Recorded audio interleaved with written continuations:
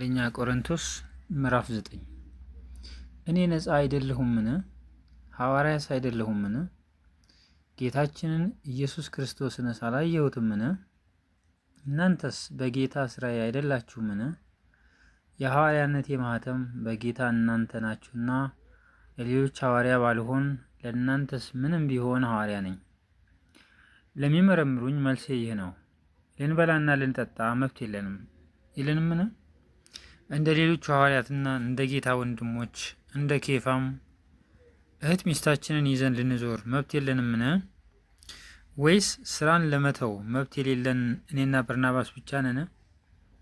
ከቶ በገዛ ገንዘቡ በወታደርነት የሚያገለግል ማን ነው? ወይስ ወይን ተክሎ ፍሬውን የማይበላ ማን ነው? ወይስ መንጋ እየጠበቀ ከመንጋው ወተት የማይጠጣ ማን ነው? ይህን በሰው ስልጣን ብቻ እላለሁን? ሕግስ ደግሞ ያን አይልምን?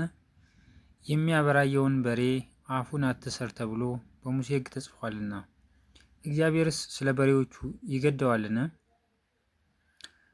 ይህን የሚለው ፈጽሞ ስለኛ አይደለምን? የሚያርስ በተስፋ ሊያርስ የሚያበራይም እንዲካፈል በተስፋ ሊያበራይ ስለሚገባው በእውነት ስለኛ ተጽፏል። እኛ መንፈሳዊን ነገር የዘራንላችሁ ከሆንን የእናንተን የሥጋዊን ነገር እኛ ብናጭድ ትልቅ ነገር ነውን? ሌሎች በእናንተ ላይ ይህን መብት የሚካፈሉ ከሆኑ እኛማ ይልቁን እንዴታ! ነገር ግን የክርስቶስን ወንጌል እንዳንከለክል በሁሉ እንታገሳለን እንጂ በዚህ መብት አልተጠቀምንም። በመቅደስ ነገር የሚያገለግሉ ከመቅደስ የሆነውን ነገር እንዲመገቡ፣ በመሠዊያውም የሚጸኑ ከመሠዊያው እንዲካፈሉ አታውቁምን? እንዲሁ ደግሞ ወንጌልን የሚሰብኩ ከወንጌል ቀለብ እንዲቀበሉ ጌታ ደንግገዋል።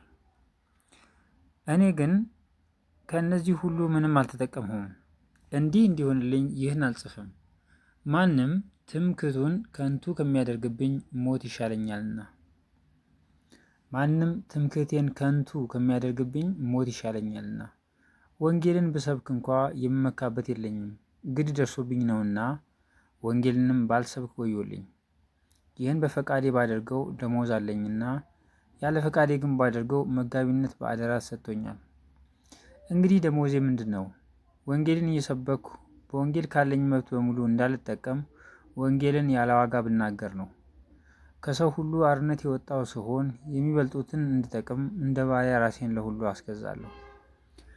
አይሁድንም እጠቅም ዘንድ ከአይሁድ ጋር እንደ አይሁዳዊ ሆኑ። ከሕግ በታች ያሉትን እጠቅም ዘንድ እኔ ራሴ ከሕግ በታች ሳልሆን ከሕግ በታች ላሉት ከሕግ በታች እንዳለው ሆኑ። ሕግ የሌላቸውን እጠቅም ዘንድ ያለ እግዚአብሔር ሕግ ሳልኖር፣ ነገር ግን በክርስቶስ ሕግ በታች ሳለው ሕግ በሌላቸው ሕግ እንደሌለኝ ሆኑ። ደካሞችን እጠቅም ዘንድ ለደካሞች እንደ ደካማ ሆኑ።